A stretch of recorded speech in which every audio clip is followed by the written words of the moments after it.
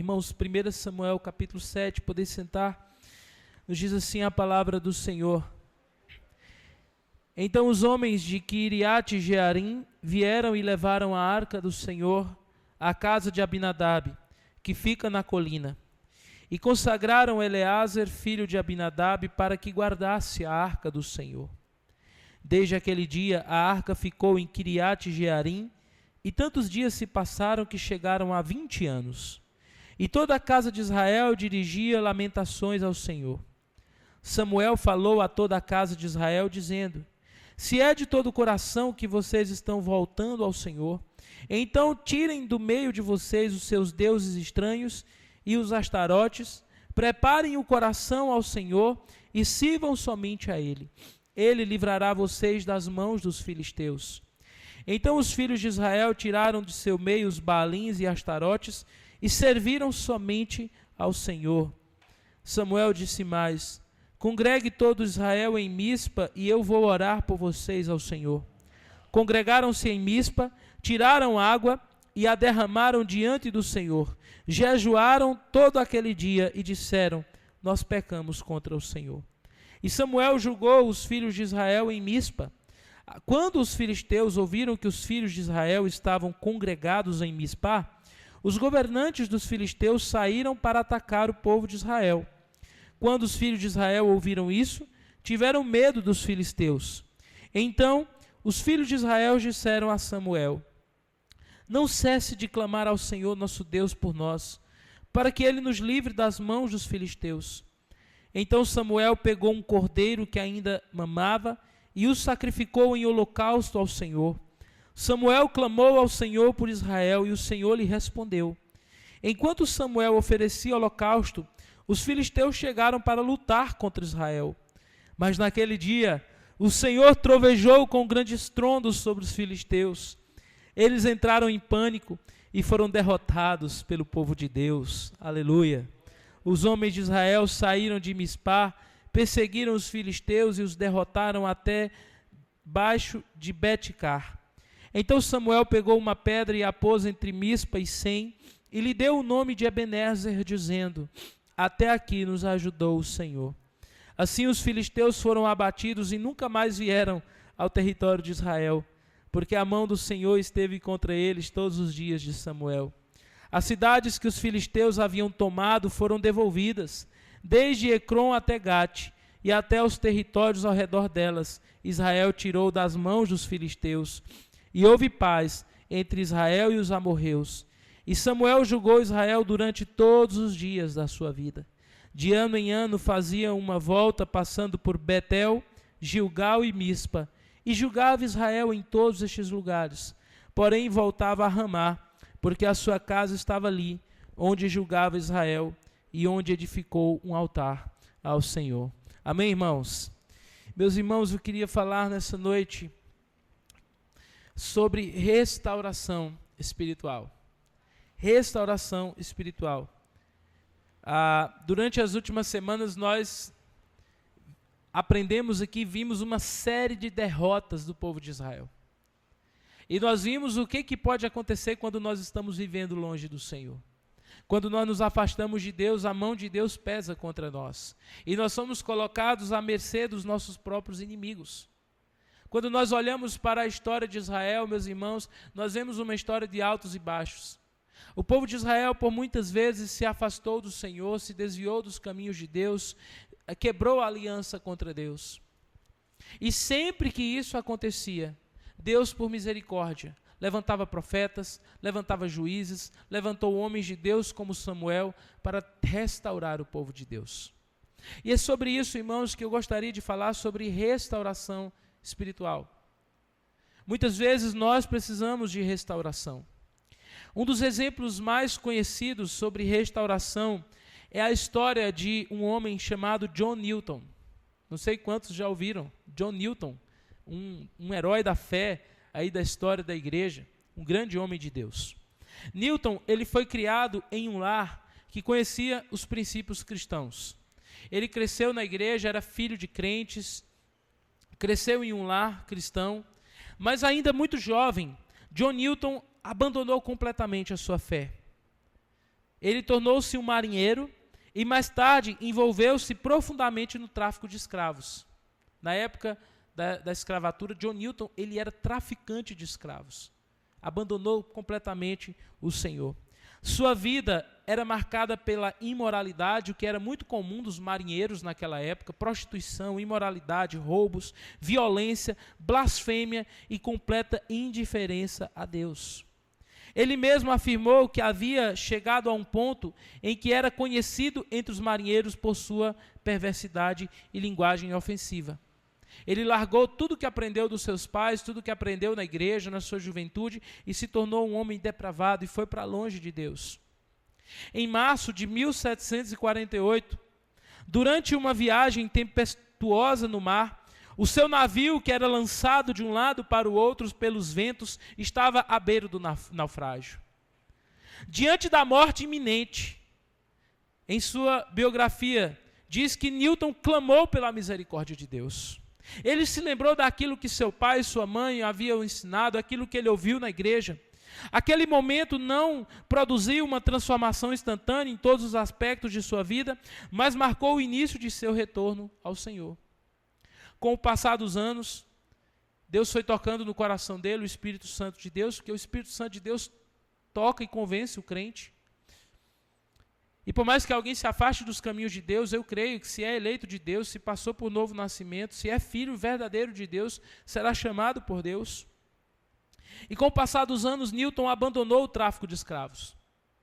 Se arrependeu dos seus pecados, se reconciliou, voltou aos caminhos do Senhor e tornou-se pastor.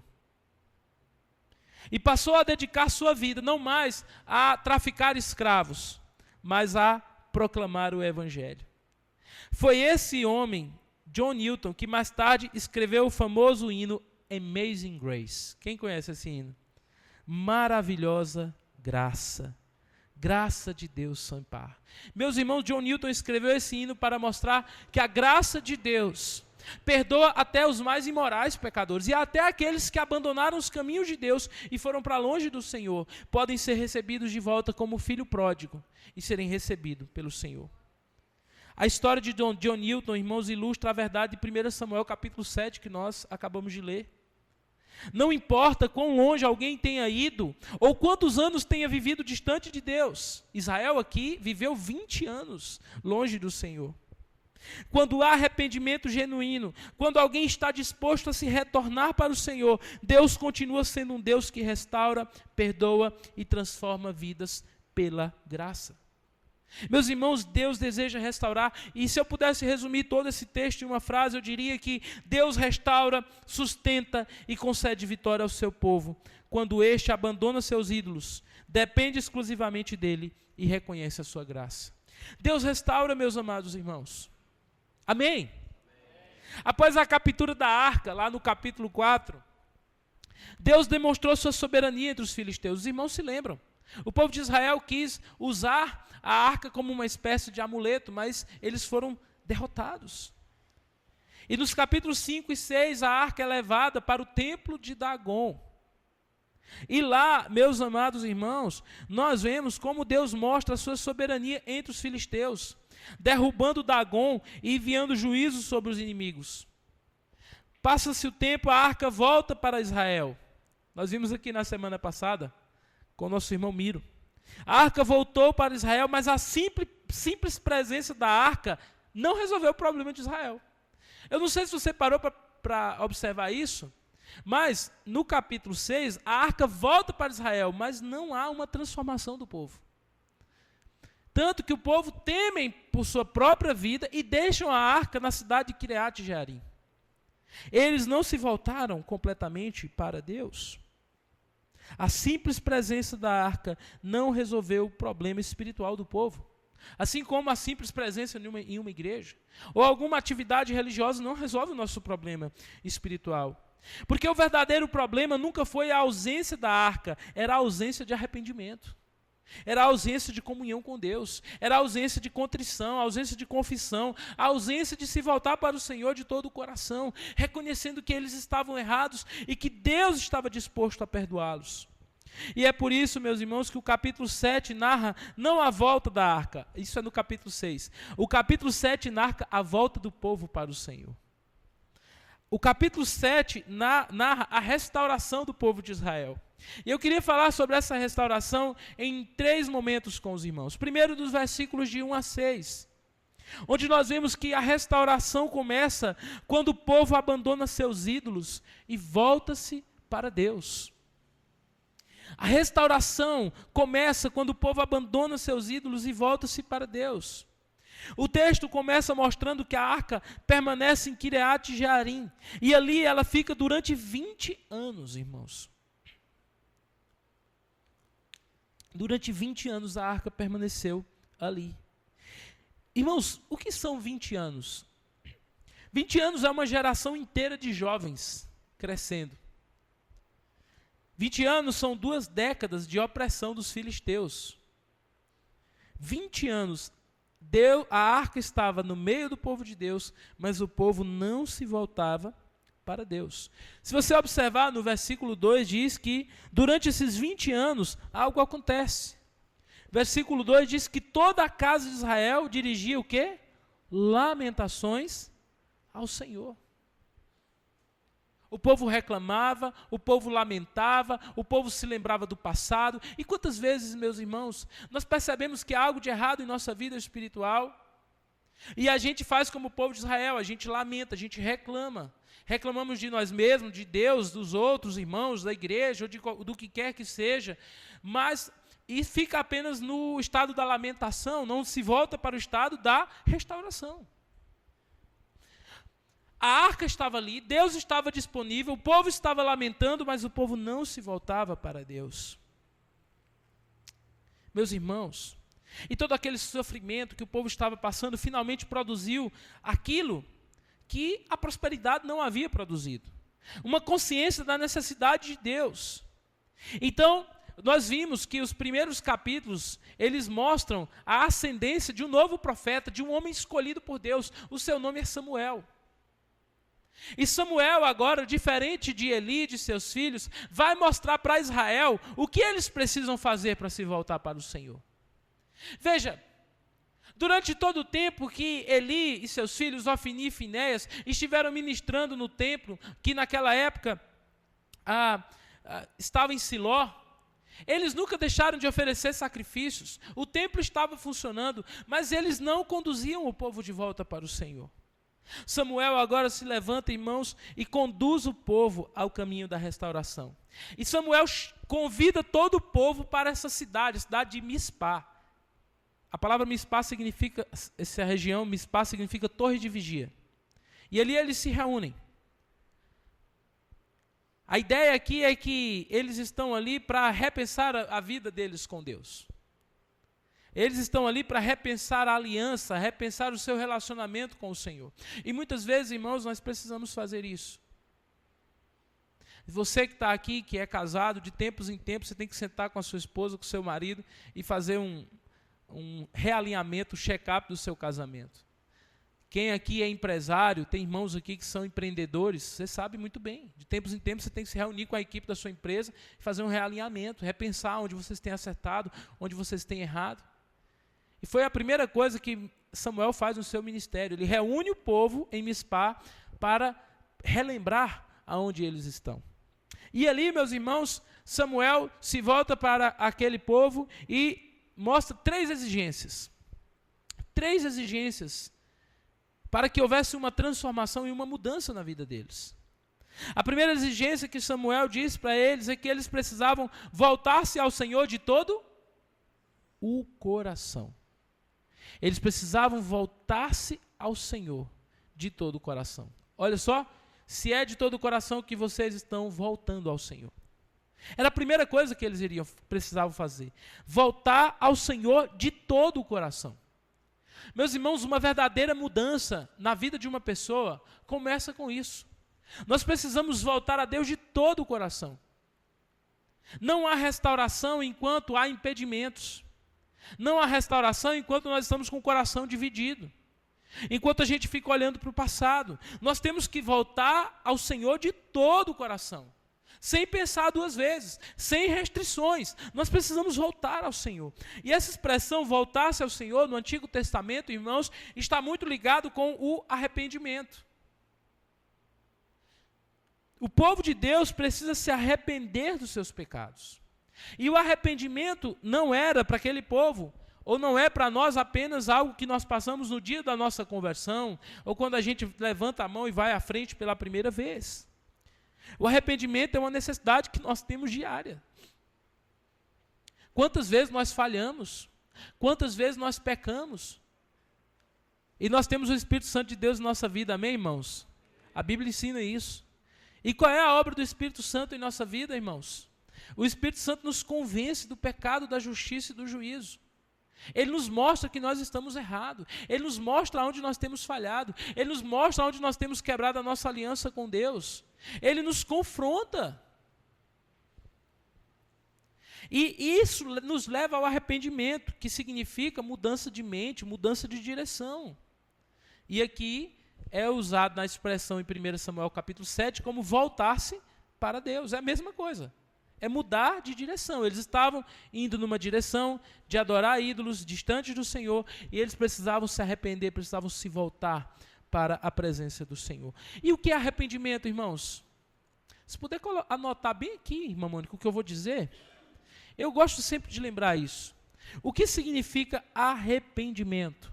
Eu vou dizer para os irmãos o que significa arrependimento. Primeiro, arrependimento nos leva a reconhecer os nossos pecados. Primeira coisa. O povo de Israel, quando eles se reúnem lá, qual é a primeira coisa que eles dizem com Samuel? Pecamos contra Deus. Foi o povo de Israel que disse. A primeira coisa que acontece quando uma pessoa se arrepende de verdade é que ela se volta para Deus e ela reconhece que é pecadora, que falhou, ela reconhece os seus pecados. Veja, durante 20 anos a arca esteve ali, mas o povo não se arrependeu. Mas agora eles estão em Mispá e eles reconhecem, pecamos contra Deus. Primeiro, reconhecer, pode colocar, os nossos pecados. Segundo, se entristecer pelos nossos pecados. Meus irmãos, uma das coisas mais alarmantes e preocupantes para a vida de um cristão é quando nós perdemos a sensibilidade. É quando a gente vive na prática do pecado, vive longe do Senhor, e mesmo assim, parece que isso não mexe com a gente. Nós precisamos nos entristecer com os nossos pecados. O povo de Israel aqui, eles se voltam para o Senhor de todo o coração. E Samuel diz, olha, se é de todo o coração que vocês estão voltando para o Senhor, tirem do meio de vocês os deuses estranhos, os astarotes, preparem o coração ao Senhor, sirvam somente a eles. Ele livrará você das mãos dos filisteus. E mais à frente diz que o povo, naquele dia, verso 6, congregaram em Mispá, tiraram água e a derramaram diante do Senhor. E essa expressão aqui pode ter dois significados distintos. O primeiro, que é aquela ideia da oferta de libação, quando eles pegam a água e derramam e ofertam ao Senhor. Isso acontece em dois momentos na Bíblia. Um deles é com Elias lá no Monte Carmelo, os irmãos se lembram disso? E o outro é com Davi. Lá no livro, no final do livro de 1 Samuel, fala sobre isso, dos valentes de Davi, que atravessaram o arraial dos inimigos para buscar água em um poço a pedido de Davi. E quando eles chegam e entregam a água para Davi, Davi diz, longe de mim fazer tal coisa. E diz que ele derrama aquela água em oferta ao Senhor. Isso é comum na Bíblia. Mas alguns vão dizer que isso pode trazer a ideia também de pessoas de derramar água ao Senhor de choro. De choro. Meus irmãos, quando nós reconhecemos que nós pecamos contra Deus, nós derramamos lágrimas. A tristeza pelo pecado, a gente se entristece por tanta coisa, mas a gente pouco se entristece pelo pecado. Então nós precisamos também nos entristecer pelos nossos erros, pelas nossas falhas. Terceiro, nós precisamos confessar a Deus, como eles fizeram. Reconhece, mas confessa com os lábios. Pecamos contra Deus. Não é só algo de coração, mas confessar. Gosto muito de 1 João 1,9, onde diz o quê? Se confessarmos os nossos pecados, Deus é fiel e justo para nos perdoar e nos purificar de toda injustiça. Veja, o apóstolo João, ele não diz simplesmente se em nosso coração nos arrependermos. Ele diz se com a nossa boca confessarmos. Então nós temos que confessarmos a Deus os nossos pecados. Quarto, nós temos que pedir perdão pelos nossos pecados. E não somente pedir perdão a Deus, nós temos também que pedir perdão às pessoas que nós ofendemos. E pedir perdão e também dispensar perdão quando nós somos magoados, feridos, quando alguém nos machuca, quando alguém faz algo que nós não gostamos. Precisamos pedir e dispensar perdão. Quinto, nós precisamos restituir. Essa palavra restituir é muito interessante. O que significa restituir? Eu preciso consertar os meus erros. Uma pessoa arrependida sempre busca consertar os seus erros. Entende? Não é simplesmente seguir em frente. Às vezes, quando nós nos arrependemos, nós temos que dar 2, 3 passos atrás para depois seguir para frente. E esses passos para trás é voltar, é pedir perdão, é se reconciliar, é devolver algo que pegamos de alguém, é consertarmos situações do passado que precisam ser reconsertadas. Pessoas arrependidas buscam resolver os problemas. E por fim, meus irmãos, transformação. Agir diferente, que é a mudança de rota, se voltar para Deus. Então, arrependimento é isso, irmãos. Reconhecer o pecado, se entristecer pelo pecado, confessar a Deus, pedir perdão ou dispensar perdão quando necessário, restituir a ofensa e, por fim, agir de forma diferente. Isso é arrependimento. O povo de Israel se arrepende dos seus pecados. Mas tem uma outra exigência que Samuel faz a eles. A primeira é voltar-se ao Senhor de todo o coração em arrependimento. A segunda é que eles precisavam quê? Remover os ídolos do meio deles. Nós já falamos sobre isso aqui nos últimos domingos. Baal, Astarote, quantos ídolos haviam em Israel? Eles estavam colocando a sua confiança em deuses estranhos. Eles, ao invés de estar confiando e adorando somente a Deus, o primeiro mandamento qual é, irmãos? Não terás, dos 10 mandamentos, outros deuses diante de mim. Então, o povo de Israel não poderiam adorar outros deuses. Eles não poderiam oferecer sacrifício aos outros deuses. Eles precisavam adorar somente ao Senhor. Então, Samuel diz, removam os ídolos do meio de vocês. E por fim, Samuel diz, terceira coisa que eles precisavam fazer, se arrepender e voltar-se ao Senhor de todo o coração, remover os ídolos e, por fim, servir somente ao Senhor. Deixa eu dizer uma coisa, meus irmãos. O Deus a quem nós servimos, o Deus da Bíblia, é um Deus exclusivista. Ele é um Deus exclusivista. E esse é o problema para o mundo que a gente vive, onde se fala tanto em pluralidade, onde há muitas verdades. A Bíblia diz que há apenas uma verdade. Jesus diz, eu sou o caminho, a verdade e a vida. Só há uma verdade, a verdade está em Deus. Só há um Deus e somente Ele pode ser adorado. Ele é o Senhor. E eles precisavam servir somente ao Senhor. E a pergunta é, irmãos, será que nós temos nos voltado ao Senhor de todo o coração? Será que nós temos removido os ídolos de nossa vida? Que ídolos? Pastor, mas eu não adoro imagens de escultura. Mas você sabia que tem sido muito dito na literatura evangélica atualmente, e eu creio nisso, que os ídolos da modernidade não são ídolos de gesso, de madeira, são outros ídolos. É o ídolo do conforto, é o ídolo da vaidade, é o ídolo, por exemplo, das riquezas. Jesus diz, vocês não podem servir a 2 senhores, ou servir a Deus e às riquezas. O ídolo mais mencionado por Jesus não é Dagon, não é Baal, não é Astarote. O ídolo mais mencionado por Jesus são as riquezas. Há outros ídolos, há outros deuses. O ídolo do orgulho, que é quando você idolatra a si mesmo. Observe, irmãos, ele está dizendo que nós precisamos remover todos os ídolos. O que é um ídolo? É tudo aquilo que nos separa do Senhor, é tudo aquilo que dizia a nossa adoração tão somente a Deus. Então nós precisamos servir somente ao Senhor. Observe a progressão, igreja. Primeiro o coração muda. É uma transformação de dentro para fora. Veja, Samuel, o foco dele não está no exterior. Ele não diz assim, vamos derrubar os altares idólatras primeiro. Primeiro ele diz, vamos nos voltar de todo o coração para Deus. Porque toda mudança verdadeira, toda restauração espiritual verdadeira começa de dentro para fora, começa dentro do coração do crente. Porque é ali onde o Espírito Santo de Deus habita e é ali onde ele começa a fazer a mudança. Primeiro o coração muda, depois os ídolos são removidos, então a vida passa a ser dedicada tão somente ao Senhor. Meus amados irmãos, uma coisa que me chama a atenção desse texto é que pela primeira vez em 1 Samuel, o povo, parece que algo está acontecendo. E o povo responde positivamente. Diz o texto que eles removem os ídolos. Eles tiram todos os ídolos, destroem os altares, destroem os postes de adoração. E depois de fazer isso, eles jejuam.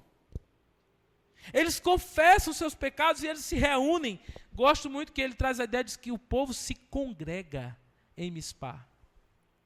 Olha só isso, remove os ídolos, jejua, confessa seus pecados e congregam-se, reunido o povo de Deus em Mispá. E pela primeira vez no livro de 1 Samuel, nós vemos a nação de Israel quebrantada diante do Senhor. E aí Deus começa a mudar a história de Israel a partir daí. Se você ler o final do capítulo, diz que a partir dali nunca mais os filisteus tomaram as terras do povo de Israel. Nunca mais os filisteus fizeram do povo de Israel escravos. Por quê? Por causa desse mover, desse quebrantamento, dessa volta para o Senhor. Meus irmãos, mas o arrependimento não elimina imediatamente os problemas. Seria bom se eu me voltasse para Deus, me arrependesse, me reconciliasse com o Senhor e tudo se resolvesse na minha vida de forma instantânea. Não é assim. Na verdade, assim que Israel se reúne para buscar a Deus, surge uma nova ameaça. E é nesse momento que o texto nos ensina a segunda verdade. A segunda verdade é que a restauração é sustentada quando o povo aprende a depender de Deus. Você olha para o texto, há uma quebra de expectativa. O povo está reunido em Mispá, eles estão jejuando, eles estão adorando a Deus, eles estão louvando ao Senhor. Diz que naquele momento Samuel levanta um altar, traz um cordeiro jovem, sem defeito, sacrifica o cordeiro, aquele louvor, aquela adoração, irmãos, agora tudo vai dar certo para Israel. Mas diz que enquanto eles estão ali adorando ao Senhor, quem é que aparece, irmão? Os filisteus. Eles se levantam e diz que o povo de Israel se treme de medo. Por que eles se tremem de medo? Porque nas últimas derrotas, nas últimas batalhas, todas, eles foram derrotados. E aqui nós vemos uma coisa, não é porque nós estamos buscando a Deus que não vão surgir provações, dificuldades. Pelo contrário, Deus, às vezes é quando a gente começa a buscar a Deus, é que as provações começam a se levantar para provar se o nosso arrependimento é verdadeiro e se aquela restauração será completa na nossa vida. Observe, quando você começa a orar, quando você começa a ler a Bíblia, quando você começa a fazer o culto doméstico dentro de casa, meus irmãos, o inferno se levanta contra você. Ou eu estou falando alguma bobagem? Muitos irmãos aqui compartilham comigo, e eu vejo isso na minha própria vida. Quando a gente começa a buscar a Deus de todo o coração, parece que aí é que o inimigo se levanta. Parece que aí é que as provações vêm, aí é que as lutas vêm contra nós. Mas não se preocupe, é assim mesmo. Isso acontece para que a restauração de Deus na sua vida seja completa. E como nós vimos aqui, para que você aprenda a depender de Deus. Os filisteus descobriram a reunião em Mispá e marcharam para atacar Israel. Diz o texto que o povo fica aterrorizado. Anos antes, diante da mesma ameaça, Israel correu para a arca como um objeto mágico. Os irmãos se lembram disso? Eles trouxeram a arca de Siló. Agora a reação é diferente. Eles se voltam para Samuel. E sabe o que eles falam para Samuel? Não cesse de orar ao Senhor nosso Deus por nós.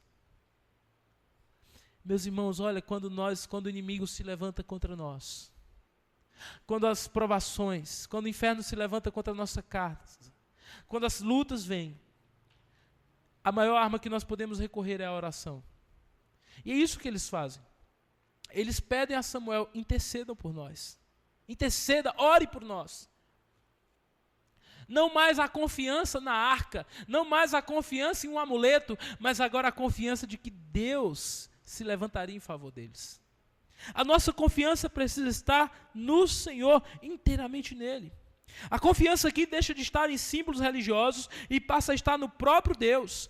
E Samuel então oferece um cordeiro, intercede pelo povo e clama ao Senhor.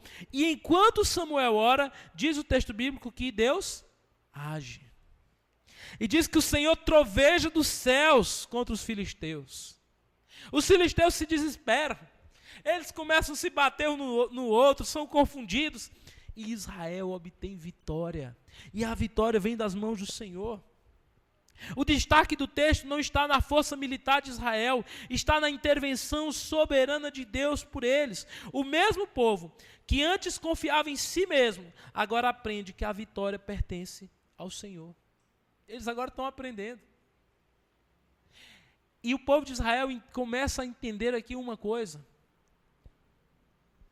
que para vencer, o que importa não é o número do exército, não é a força do nosso arsenal militar, das nossas armas, não é o dinheiro que nós temos no bolso, não é a nossa influência. Para que nós possamos vencer, nós precisamos estar com o Senhor e o Senhor precisa estar conosco. Porque é Ele que nos dá a vitória, irmãos. E depois da vitória, Samuel faz algo muito importante. Ele entende que o povo precisa mais do que vencer uma batalha. O povo precisa aprender a não esquecer quem deu a vitória. E aqui é um ponto interessante. Por que ele pega aquela pedra e ele coloca ali e dá o nome de Ebenezer? Para que aquilo sirva como um memorial para o povo. Olha, vocês se lembram? Vocês se afastaram de Deus. Vocês adoraram falsos deuses, vocês viveram em pecado, vocês se afastaram do Senhor, da aliança de Deus, e vocês se tornaram escravos de povos estrangeiros, vocês perderam contra os seus inimigos. Mas veja, quando vocês se voltaram para o Senhor deu a vitória para vocês. E Ele coloca aquela pedra ali e diz: até aqui nos ajudou o Senhor. Até aqui nos ajudou o Senhor, meus irmãos. Ebenezer. Amém? E em terceiro e último lugar, a restauração permanece quando o povo se lembra continuamente da graça de Deus. A restauração permanece quando o povo se lembra continuamente da graça de Deus, versos 12 e 17. O texto diz que Samuel ergue uma pedra entre Mispa e Sem. Ele chama essa pedra de Ebenezer. A pedra se torna um memorial. Israel precisava olhar e lembrar que Deus restaurou, Deus ouviu, Deus lutou e Deus venceu. E o resultado desta restauração é visível. Os filisteus são contidos, cidades são recuperadas. Diz que todas as cidades, entre Gate e Ecrom, que era uma das 5 metrópoles dos filisteus, foram restauradas, a paz na terra. E o texto termina dizendo que como que começa o livro de 1 Samuel, irmãos? Como que começa o livro de 1 Samuel? Sacerdotes, líderes espirituais, corrompidos, longe do Senhor. Como que termina capítulo 7? Pode passar, minha irmã. Não, pode voltar um pouquinho. 16. De ano em ano, fazia uma volta, passando por Betel, Gigal e Mispá, e julgava Israel em todos esses lugares. Porém voltava a Ramá, porque a sua casa estava ali, onde julgava Israel, e onde edificou um altar ao Senhor. Agora Israel tem um pastor. Alguém que está mostrando para eles como que eles deveriam buscar ao Senhor e honrar a Deus. Samuel exerce o ministério fiel. O capítulo termina em contraste com os capítulos anteriores. Antes havia derrota, corrupção e caos. Agora a paz, liderança piedosa, comunhão com Deus. Há uma mudança completa. Meus irmãos, e tudo muda em nossa vida quando nós nos voltamos para o Senhor. Tudo, eu creio nisso. Tudo muda em nossa vida quando nós nos voltamos ao Senhor.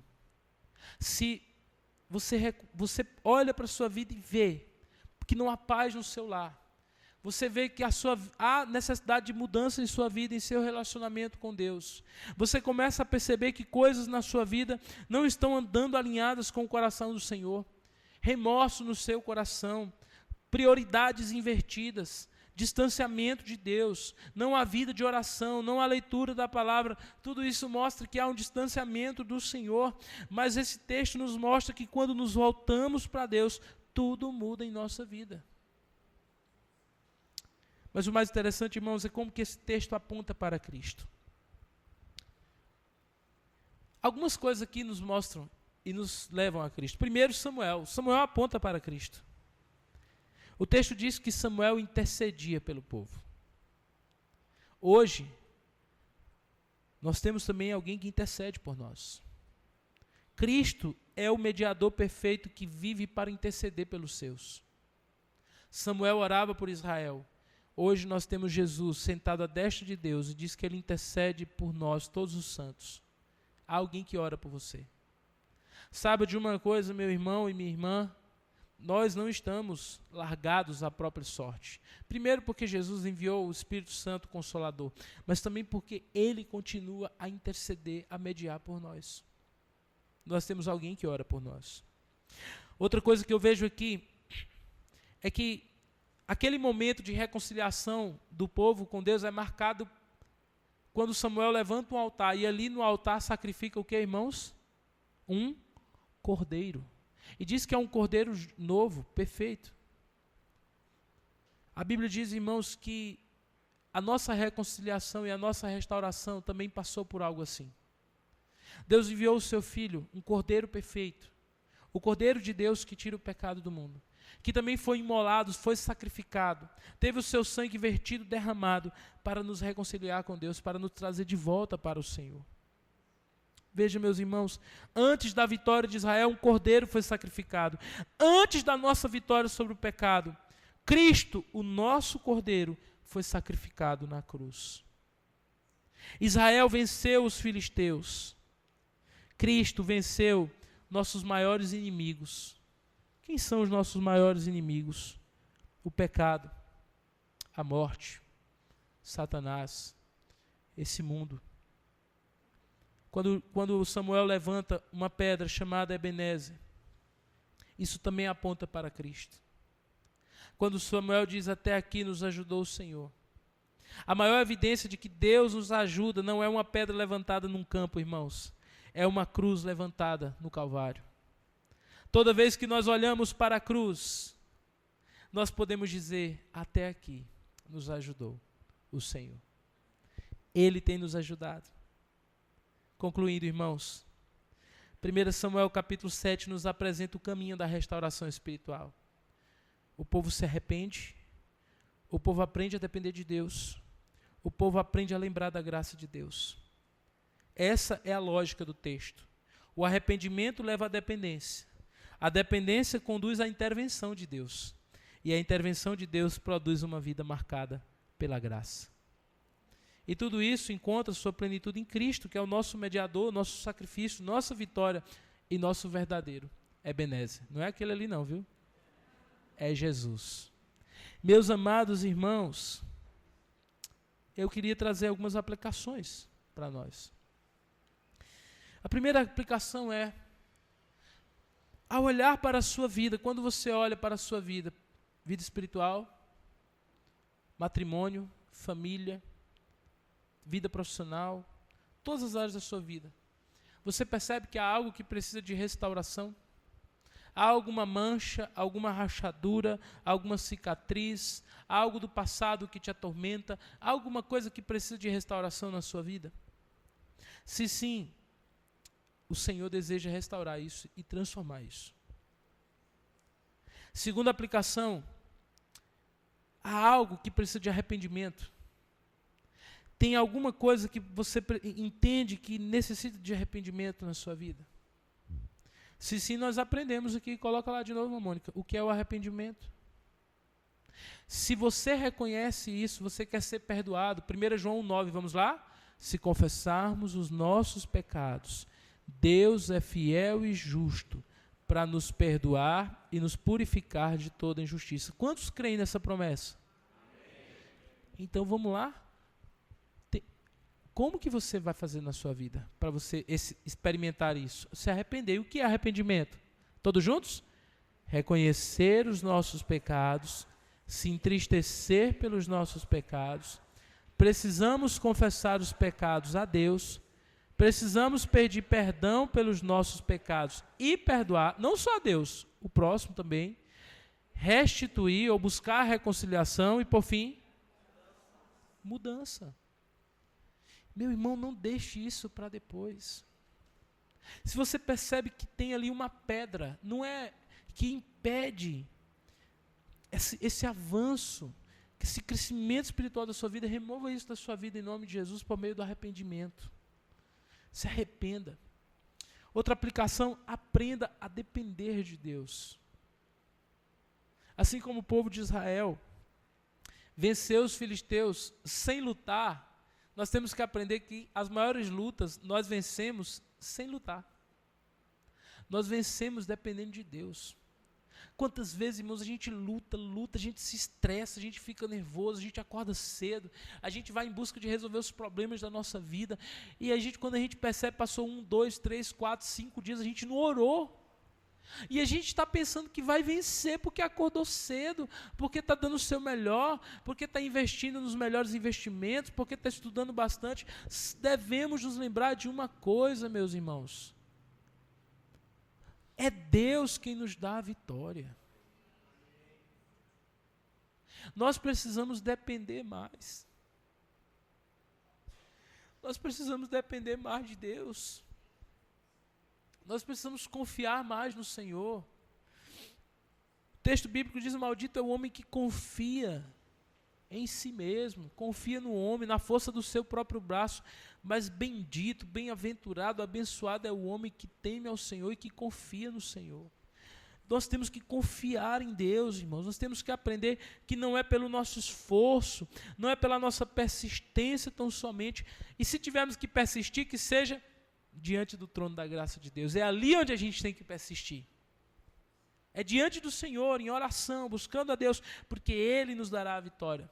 E como Ele fez lá em Mispá, Ele fará trovejar do céu, e nós veremos nossos inimigos caírem sem termos que levantar as nossas mãos. Porque Deus é poderoso. E por fim, lembre-se da graça de Deus. Como eu disse, o povo foi ensinado a lembrar a partir do memorial, daquela pedra, Ebenezer. Mas lembre-se que Jesus morreu por você.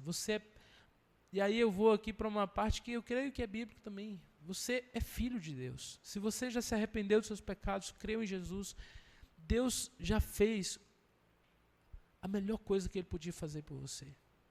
Ele enviou o seu filho para morrer naquela cruz pelos seus pecados. Ele te reconciliou com Deus, Ele te deu um nome de filho, Ele te deu uma herança no céu. Ele te fez parte, meus irmãos, fez você fazer parte de uma família eterna. Você foi reconciliado com Deus, você tem paz com Deus e tudo é pequeno diante disso.